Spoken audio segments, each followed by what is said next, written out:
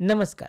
बघा, 50,000 किलोग्रॅम वजनाचे एक विमान 1 मीटर प्रति सेकंद वेगाने एका मार्गिकेवर अनियंत्रितपणे पुढे सरकत आहे आणि दुसऱ्या बाजूने 2,000 किलोग्रॅम वजनाची एक कार 30 मीटर प्रति सेकंद वेगाने त्याच मार्गिकेवर त्या विमानाच्या दिशेने अनियंत्रितपणे येत आहे. दोघेही आता समोरासमोर एकमेकांना धडकण्याच्या मार्गावर आहेत. आता काय होणार बरं? सुदैवाने सुपरमॅन आणि बॅटमॅन दोघेही जवळपास होते. त्यामुळं ते त्वरित त्या दोघांना थांबवण्यासाठी तेथे पोहोचले. पण प्रश्न असा आहे की कोणी कोणाला थांबवायला पाहिजे? आता ही काही गुपित गोष्ट नाही. आपल्याला सगळ्यांनाच माहीत आहे की सुपरमॅन बॅटमॅनपेक्षा जास्त ताकदवान आहे, बरोबर ना? म्हणूनच अधिक कठीण काम सुपरमॅनला देणे ही अगदी योग्य गोष्ट ठरेल. मग आपण ह्या व्हिडिओमध्ये हेच शोधून काढणार आहोत की कोणाला थांबवायला जास्त कष्ट लागतील, विमान की कार? तर तुमचं यावर काय मत आहे? कोणाला थांबवणं अधिक कठीण आहे बरं? पहिल्यांदा आपल्याला असं वाटू शकतं की पहा, विमान हा कारच्या तुलनेत अधिक जड आहे, म्हणून विमान थांबवणं नक्कीच कठीण असणार. म्हणजे तुम्हाला माहीतच असेल, एखादी वस्तू जेवढी जड तेवढीच तिला थांबवणे कठीण असते. उदाहरणार्थ, समजा मी तुमच्यावर एक दगड फेकला. काळजी करू नका, मी तसं काही करणार नाही. पण मी जर तुमच्यावर दगड फेकला तर तो थांबवणं तुम्हाला कठीण जाईल. पण जर त्या दगडाऐवजी मी एक हलका चेंडू तुमच्याकडे फेकला तर तो तुम्ही सहज थांबवाल, बरोबर ना? म्हणून आपण असं म्हणू शकतो की जे जास्त जड आहे ते थांबवणं कठीण आहे. पण दुसऱ्या बाजूने पाहिलं तर ती कार विमानाच्या तुलनेत खूपच वेगाने जात आहे. ती 30 मीटर प्रति सेकंद वेगाने चालली आहे. त्यामुळे जर आपण तो वेग किलोमीटर प्रति तासामध्ये रूपांतरित केला तर तो जवळपास 100 किलोमीटर प्रति तासाहून जास्त होईल. हा वेग खूपच जास्त आहे. आणि तुम्हाला माहीतच असेल की जर एखादी गोष्ट खूप वेगाने चालली असेल तरी सुद्धा तिला थांबवणं कठीण असतं, बरोबर ना? उदाहरणार्थ, बंदुकीतून मारलेल्या गोळ्या थांबवणं खूपच कठीण असतं. त्या हलक्या असतात पण अतिशय वेगवान असतात. मग या ठिकाणी आपण निर्णय कसा घ्यायचा? मग मला असं वाटतं की एखादी वस्तू थांबवण्यासाठी लागणारा प्रयत्न या दोन्ही गोष्टींवर अवलंबून असायला हवा. तो त्या वस्तूच्या वस्तुमानावर सुद्धा अवलंबून असतो, तसेच तो त्या वस्तूच्या वेगावर सुद्धा अवलंबून असतो. म्हणजे वास्तवात पाहिलं तर ती वस्तू थांबवण्यासाठी किती प्रयत्न करावे लागतील हे त्या वस्तूचे वस्तुमान आणि वेग यांचा गुणाकार यावर अवलंबून असते, बरोबर आहे ना? म्हणून यासाठी आपण एका नवीन संकल्पनेचा अभ्यास करणार आहोत, जिथे आपण वस्तूच्या वस्तुमानाला त्या वस्तूच्या वेगाने गुणतो. मग या गुणाकाराने मिळणारी संख्या आपल्याला सांगेल की त्या वस्तूला थांबवण्यासाठी किती प्रयत्न करावे लागतील. आणि या संकल्पनेला एक नाव दिलेलं आहे. याला आपण म्हणतो संवेग. आणि वस्तूचा संवेग आपण p ने दर्शवतो, कारण m आधीच वापरला गेलेला आहे. म्हणून वस्तूचा संवेग आपल्याला सांगतो की एखादी वस्तू थांबवणं किती कठीण आहे. म्हणजे जर वस्तू जास्त गतिमान असेल तेवढं त्या वस्तूला थांबवणं जास्त कठीण. तर संवेगाबद्दल इतर माहिती आपण पुढील व्हिडिओमध्ये बघूया. या व्हिडिओमध्ये आपण फक्त यावरच लक्ष ठेवू. आता आपण पुढे जाऊन आपल्याला या वस्तूंचा संवेग मोजायचा आहे आणि आपला प्रश्न सोडवायचा आहे. त्याआधी या सूत्राची थोडी अधिक समज घेऊया. हे सूत्र म्हणते की जर एखाद्या वस्तूचा वेग 0 असेल तर त्याचा संवेगही 0 असतो. मग हे तुम्हाला समजतंय, होय ना?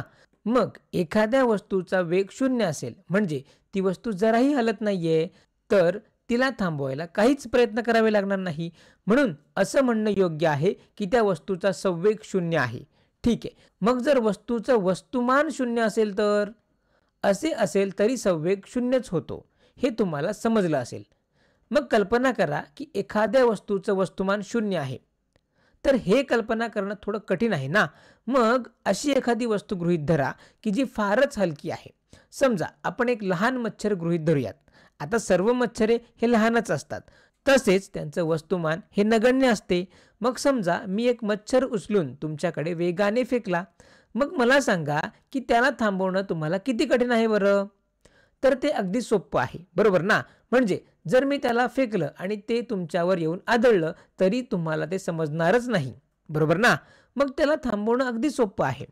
म्हणून आपण म्हणू शकतो की मच्छराचा संवेग जवळपास 0 आहे.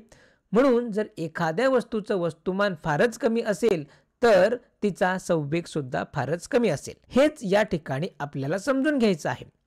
दुसरीकडे कल्पना करा की एखादी वस्तू दोन्ही गोष्टींनी भरलेली आहे, म्हणजे तिचं वस्तुमान पण खूप जास्त आहे आणि तिचा वेग सुद्धा खूप जास्त आहे. मग या ठिकाणी तिचा संवेग सुद्धा खूप जास्त होईल. उदाहरणार्थ, समजा ही एक मालगाडी आहे जी खूप जड आहे आणि ती 100 किलोमीटर प्रति तास वेगाने जात आहे. मग तिला थांबवण्याचा प्रयत्न करणं याची तुम्हाला कल्पना करता येते का? ती थांबवणं खूपच कठीण असणार आहे, कारण तिचा संवेगही खूप जास्त असणार. तर आता इतकं तुम्हाला समजलंच असेल. मग चला आता आपण या संवेगाचे एकक शोधूया. खरं तर तुम्ही ते शोधू शकता का? तुम्हाला काय वाटतं, या संवेगाचे एकक काय असेल? बघा बरं, तुम्हाला ते शोधता येतं का? चला आपण काढूया.